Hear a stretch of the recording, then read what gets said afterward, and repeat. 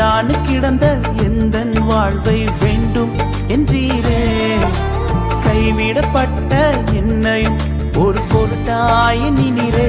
இயேசுவே உந்தனின் அன்பையே பாடிடுவே. இயேசுவே உந்தனின் கிருபையை உயர்த்திடுவே. இயேசுவே உந்தனின் அன்பையே பாடிடுவே.